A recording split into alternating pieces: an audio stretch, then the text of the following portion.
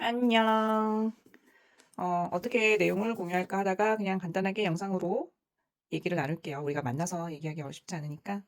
어, 번역한 책이고, 서문에 읽어보면은 외국에서 그 노란 책이라고 불리우면서, 그, 노란 책이라고 불리우면서 학교 그 바이드루프 오래전부터 교사들의 지침서가 되었던 책이라고 이은영 선생님께서 그러셨네요.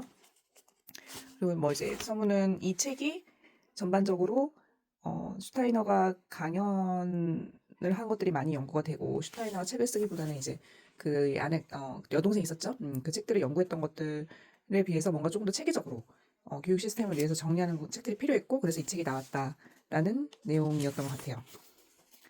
그리고 앞부분은 이제 제 1장은 발돌프 교육에서 교과과정은 사실 그 요리에 비하면은 그냥 요리의 목록일 뿐이다. 세세한 그런 것들은 매번 그때그때마다 맞춰서 새롭게 작성을 해나가야 된다. 커리큘럼은 그냥 레시피의 목록일 뿐인 것이다. 그리고 교육과정은 전체 학습과정을 안내한다라는 그런 의미고, 시간에 따라서 교육자 너그의 삶을 예술을 촉진하는 게 목표 가지고 있고, 교육과정이 일련의 표식이다. 교사에게 창의력이 굉장히 요구된다. 그리고 슈타인 발달부 교육과정은 창의적인 툴로서 진화하는 실천 법과 방법론을 담고 있다. 교육과정의 개요는 아이의 발달 단계로 단서를 얻어 만들어진다. 다 알고 있는 내용이죠. 과목 내용이나 필요한 유형은 학생과 관련이 되어 있다. 그러니까 틀이나 어떤 지향하는 지향점하고 짜여진 교육과정에 맞추어 아이들을 넣는 것이 아니라 교육과정이란 한 벌의 옷에 학생의 몸을 맞추는 것이 아니라 각 학생의 고유성을 서서히 드러낼 수 있게 하는 조산사와 같다. 나 이 조산사라는 표현 이거 해석에 뭔가 문제가 있다고 생각해. 확인해보고 싶더라고요. 교육과정을 꾸리는 학교의 원칙은 굉장히 확고하지만 탄력이 있다. 바이드루프 학교의 특성이죠. 그리고 이제 학교에 대한 설명들이 나왔고 슈타이너가 한 번 인용되었어요.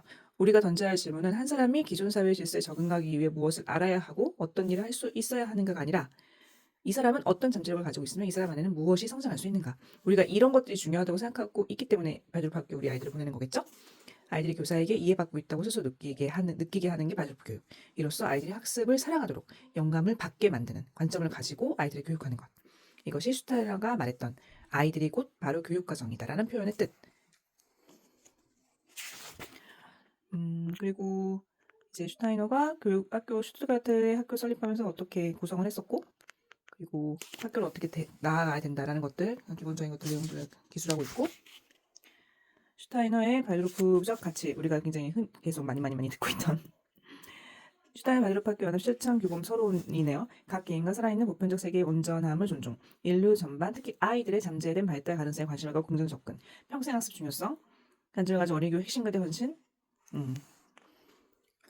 이런 뭐 너무 당연하게 우리가 생각하는 그런 내용들.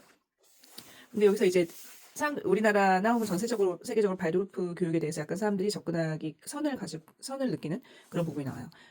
우리는 이원론적 세계관을 가진 일반 현대 사회에서 살고 있잖아요. 이원론은 그러니까 눈에 보이는 몸과 이제 영성을 제외한 것들. 근데 이제 슈타인과 발도르프 교육의 핵심적이고 독특한 특성은 인간의 영에 대한 인식, 영어에서 영성, 종교적 신념과 연관된 경향이 있으며 어쩌고저쩌고 하지만 이 영이 되게 모호하게 느낀다. 우리는 이제 몸과 혼만 있다고 느끼는 이 원적에서 몸, 혼, 영까지 그 영이 어떻게 지구에 오고 인간의 육체를 빌어서 어떻게 살아가고 그리고 이 육체에 따르면 어떤 일이 있는지 그 사이에 어떻게 영적 성장을 겪어야만 그 다음 세계가 이어지는지에 대한 게 인지하기 사실은 중요한 기본 내용이고 발달부 교육자의 영적 교육은 슈타인의 발표 접근의 구조적 목표이다. 근데 이것도 영적 교육이 사실 현대의 과학을 중심으로 하는 세계관에서 되게 받아들여지지 않기 때문에 되게 특이하게 느껴지는 교육인 거죠. 종교적 지향을 가진 학교처럼 어린이와 청소년에게 영적인 특정 교훈이나 아이들 제시하지 않는다. 반면에 학생들이 이상주의와 개인적인 연결을 강하게 받고 세상의 적극적인 공동창조로서 성장을 느끼고 이를 소중히 여기는 영감을 주는 모든 일을 장려한다. 영적 목표는 풍부한 다양성과 보편적으로 잠재된 인간을 자유롭고 명석하게 인식하고 이 과정에서 만나는 장애물이나 방해물을 가능한 없애고자 함을 뜻한다. 발드로프 학교는 엘리트 교육이랑 거리가 보이다. 엘리트 교육은 잘못된 것이다. 슈타이너가 한 말이 나오고요.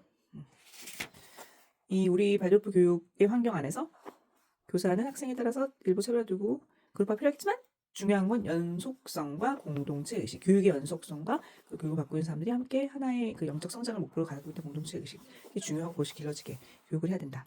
이거 우리 되게 잘 알고 있는 내용이죠. 이거는 교사들은 아이들에게 자연현상과 다른 사람들에 대해 경이로움이나 경외심을 심어주려 노력하며 이는 어린아이 안에 관심과 존중심, 청소년이 되었을 때 알만한 욕구의 바탕이 된다. 그 바탕이 되게 하기 위해서는 작업들을 어릴 때부터 해주는 거죠. 그래서 우리가 발도르프 어린이집에 아이들 보내고 아이들과의 만남에서 교사가 가진 열정, 교사 개인의 발전과 성장으로 흘러나온 도덕적인 힘과 같다. 교사는 자신이 아는 것뿐 아니라 자신이 누구 어떤 면을 가진지도 아이에게 큰 영향을 준다. 인지학적 기초 얘기 나오고, 슈타이너는 인간 본성에 대한 알물, 철학과 우주론의 핵심의 토대를 삼고 인자이를 명명했다. 그러니까 인자에 대한 정의. 슈타이너가 인자에 남긴 교육에 관한 업적은 교육 추천한 기반이 되지만 아이들에게 직접 가르치지 않는다. 통찰력과 정신의 교육과정의 기반을 마련하고 교사들이 개인으로 일하고 영감을 얻을 수 있도록 아이디어 준다. 인지학은 인간 존재가 사무성을 지닌 전제에서 시작. 몸, 혼, 영. 몸은 몸이고 혼은 심리적인 것. 영이 우리가 사람들이 잘 모르는 거죠. 본질적 존재. 나는 어디서 왔는가? 까르마. 나 혹은 자라고 불리는 본질적 존재의 일부가 자신을 표현하고 살아가기 위해 물리적이고. 이게 이제 인지학을 이 무엇이냐라고 하면 이제 가장 기본적으로 얘기할 수 있는 인간의 존재의 사문성에 대한 것이고, 신체적으로 보는 거는 우리 외부 세계에 속해 있는 거다. 나의 신체는 사실 외부 세계를 인식하는 존재인 것이고, 혼은 나의 내면 세계, 영적으로 앞선 두 세계보다 더 높은 제3의 세계가 영, 우리에게 모습을 드러내 보인다. 지겹게 듣고 있지. 몸은요. 그놈의 몸은요. 슈타인은 관점에서 이렇게 보는 문제에서 만든다고 했다. 아이고, 지겹게 보는 그림들이고, 이제 뭐 이거 광물성, 식물성, 아스트랄트 맨날 듣는 얘기들 하는 거고, 맨날 듣는다고 또 내가 잘 알고 있는 건 아니에요. 설명하라면 또 설명을 애매모가. 영은 나를 통해 살아가며 고연 사고를 통해 나를 표현하게 한다. 그리고 개별화 과정을 위해 설명한 자아지우스 통합하는 나의 활동의 점점 변화를 수반한다. 사춘기 얘기, 신체와 사고 과정, 그런 것들 변화, 독립, 그리고 발도르프 학교에 대한 또 이야기, 교육과정과 연결된 발달하기 제2장이고요. 인간의 본질 모델, 역사의 삶에 직면하게 되는 현실에 또 중요하게 생각해야 되고, 교육까지 유연하게 움직일 수 있을 때 성장하는 인간이 직면한 교육에서 해결할 수 있다라고 했대요. 그다음에 이제 출생부터 실세 영유아기 해가지고 이제 정말 영유아 교육이 가장 큰 정성과 많은 교사들, 교육 자원들이 필요하다. 그리고 처음 3년 동안 영아들이 어떻게 자라는지 얘기랑 모방과 논리를 통해 배운다. 그리고 놀이가 중요한 것들, 창의성 이런 것들 키워진다. 그리고 학교 입학 첫 6, 7년 동안 아이들이 이제 어떻게 느끼고 어떤 모범이 되는 것을 보고 모방을 하면서 자라난 다음에 이제 삶의 리듬 흔히 밴드 쓰인 힘이 방출되는 이때가 본격적으로 학교 학습을 받아들일 수 있는 준비가 되는 때. 그리고 6세가 되면 교육과정 형성력의 접근. 형성력은 아이가 표상을 기억, 그 상상을 할 수 있고 기억을 정립하고 배우고 주의를 집중할 수 있을 때. 근데 이때에 문해력이나 산수 학습 같은 조기교육이 이루어지면 아이들은 활력이 떨어지고 학습을 위한 경영적 기반이 좁아진다. 5, 6세 사이에 다른 사람들과 지내고 직관적으로 타인을 돕는 사회적 과제에 상상력 있는 의지를 펼칠 기회가 있어야 된다. 안 그러면 사회성이 떨어진다. 사회적 영향이 제한될 수 있다는 이야기. 학습 주제에 대한 동일시 74시까지 학습 주제와 본질적 경험. 그러니까 배우는 것은 경험을 통해 배우는 거다. 문자나 말로만 배우는 게 아니라 경험으로 배울 수 있게. 유기적인 서사, 그 경험 그리고 그 아이들에게 이야기 들려주거나 뭐 이럴 때 서사를 유기적으로 하는 부분들. 그러니까 형상이 개인의 내면적인 성장의 기준이다. 감정을 사는 중요한 역할을 한다. 아이들은 이야기를 통해 개념의 틀을 만드는 거. 아이 의식을 안정감에서 세상 문화부터 개인적 경험을 수정해주는 거. 스토리텔링 이야기 나와요. 스토리텔링 속에서 사회와 문화를 느낄 수 있게 이야기를 잘 들으면 아이들은 자신의 감정을 수용할 수 있는 방법을 찾게 되고 개인 간의 갈등이나 긴장 혹은 간접적으로 방식을 해결할 수 있다. 역사적으로는 이야기는 대개 지적인 홍계 방식보다 더 실효가 있다. 홍계를 그냥 너 이렇게 해, 이렇게 하면 안 돼, 혼내고 이러는 것보다 이야기를 통해서 아이가 자신을 되돌아볼 수 있게 비유를 통해서 이야기를 해주는 게 이 시기의 중요한 교육이죠. 7세부터 9세 사이인 특징 중 하나는 스스로 판단을 내릴 필요를 느끼지 못하지만 배우고자 하는 욕구가 있다는 것. 막 배우고 모방하고 따라하고 그걸 다 실현하고 이 나이의 특징이죠. 교사 세상에 대해서 들려줄 뿐 아니라 실제 세상 경험 목표를 통해 수업을 질문을 한다. 이제 여기서 권위가 나와요. 아이들이 정한 기대. 그 아이들이 정한 기대는 뭐냐면 당신은 내가 누구인지 정말 알고 있나요? 그러니까 아이를 알아주는 것. 당신은 내가 세상을 만나도록 도와줄 수 있나요? 아이가 세상을 만날 수 있게 이야기로 서사로 풀어서 이야기 들려주는 그런 그 교사와의 관계가 잘 정립이 될 때 권위가 생기고 그 권위는 권위주의자의 권위, 아이들 통제하는 권위와는 굉장히 다른 것이다. 그리고 어른의 세계를 순진하게 수용하는 시기로도 분리되는 경험은 9세, 3학년 때는 한다. 처음에는 아이들이 3학년 때쯤부터는 이제 교사 말을 안 듣기 시작하는 거지.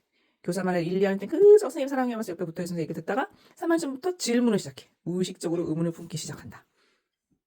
교사가 말하는 세상과 삶에 대해서 무작정으로 하고 입 벌리고 듣다가 이제는 그거 왜 그런데요? 하고 물어보기 시작한다. 이게 3학년의 고사의 특징인 거지. 새로운 교육 방법이 필요한, 이제 이때는 지금까지랑 다르게 또 새로운 교육 방법이 필요한 교사가 알아내. 세상을 보여줌으로써 아이들의 거리두기 과정을 고려해야 되고, 아이들이 종종 어린 시절 내면의 빛으로 보이는 것으로 벗어나 더욱 분화되고 다양한 세상이라는 새로운 현실을 나아갈 때 올바른 방식으로 동행하고 지원해줘야 한다. 이때부터는 아이들의 통제하기보다는 조금 아이들에게 더 들어주고, 함께 그 이야기를 같이 공감하고 생각해 나가고 그걸 실천해 나가고 이런 교사들이 권위를 지킬 수 있더라고. 3학년 때부터 이제 교사 권위 주기니까 아이들 통제하는 걸 좋아하는 교사와 교사들이 아이들과 거리가 생기는 게 3학년 때부터 다르고 보통. 애들이 이제 선생님을 딱 이렇게 싫어하기 시작한 그런 교사들. 9세에서 12세 낳았고 12세 14세. 사춘기 첫 단계 아이들은 주변 세계에 손에 쥐고 심지어 정복하려는 충동을 느낀다. 그렇죠. 사춘기. 2학년 때 애들 교육하는 데 가장 중요한 것은 그들의 의지를 교육하는 것. 그들이 의지를 내는데 그 의지가 바른 방향으로 갈 수 있게 교육하고 그 의지를 지지해주는, 이것을 이루는 외부 세계도 아닌 자신의 몸을 찾아갈 것입니다. 아이들은 세상에서 고립감을 느낄수록 그들에게 방향을 제시해줄 통합적인 세계를 더욱 갈망하고 추구할 것. 사춘기 아이들은 그렇죠. 그래서 연예인들 떠나다니고 누군가 이렇게 멘토나 혹은 막 이렇게 아이돌들 그런 것들로부터 이제 아이들은 방향성을 제시받는다고 느끼고 이제 빠순 이제 팬질을 하는 거지. 이 식의 특징이 사춘기 아이들. 우선 1, 3학년 교사가 우주적 언어의 달인이 되어야 하고 이 일을 아이들에게 들려줘야 했다면 두 번째 단계에서는 세계 현상과 인간 사이의 대화를 분명히 표현해야 되고, 이제 세 번째 단계 1, 3학년 됐으면 이제 4학년 수학까지는 인간과의 대화를 분명히 표현하고, 세 번째 단계 사춘기는 아이들 표면적으로 조용해진 시기므로 교사는 그들의 속마음과 숨겨진 말을 들을 수 있는 개발된 데가 사춘기 때 얘기죠. 청소년기 나왔고 학제 구조 유아기간 이제 너무 그 커리큘럼이라고 해야 되나? 발드루프 학교에서 나이대별로 어떻게 이제 운영이 구성이 되는지. 3장 들어갑니다. 슈타인의 발드루프 접근법, 학급 담임교사. 담임교사는 어떻게 운영이 되는지. 첫 번째 수업 주기집중 수업 2시간 그거 하고 나서 다른 자기 과목도 가르치기로 하고 교과목 교사들 가르치고, 그다음에 일과의 구조. 일과는 이제 일과 얘기 나오죠. 시간표 때 균형 잡힌 시간표로 배치를 해야 되고, 이제 아침에는 차분하게 앉아서 할 수 있는 거, 오후에는 조금 신체 활동을 할 수 있는 것, 그리고 고학년 아이들은 어떻게든 적응을 하니까 저학년들한테 더 중심으로 시간표를 짜야 된다. 주기 집중 수업의 중요성. 잠을 자고 나면 그것이 기억되고, 그 일정 기간 하고 나서 쉬는 동안 다른 것을 할 동안 그것이 또 다시 정리가 된다. 그런 내용이고, 이제 평가와 학습 결과. 발드루프 학교에서 아이들을 평가하는 그 이유. 주기 집중 수업 이제 평가는 아이들이 방향성을 가지고 그것을 어디 나왔는데 목표를 가지고 다가가는 것에 요소로 되고, 그리고 아이들의 모습을 함께 보건교육도 이것도 재밌었어. 그 평가 기록이 중학생 이상은 그 본인들에게도 공유를 한다고. 알겠다. 주기집중 수업을 통한 학습 평가는 교사가 각 학생에 대한 자세한 학생 관찰 보고서를 작성함으로써 체험 감성, 이성의 역습에서 학생의 학습과 행동에 대한 상을 그리고 그 학생의 기술의 능력을 이해하고 발달시키기 위해서 노력한 지속적인 과정이다.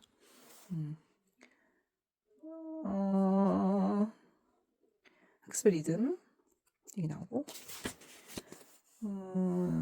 만각과 상기, 학습 과정 리듬 활동 도움받는 것, 그리고 정기적인 연습이 필요한 기술 이렇게 내용 구별해서 소개하고, 주어진 주제에 집중한 시기 3, 4주. 그러니까 에포크를 한 주제로 한 달 정도, 3주, 4주 정도로 가고, 그 다음에 이것을 그만두고 의식이 다시 명확하게 떠올 때까지 휴식.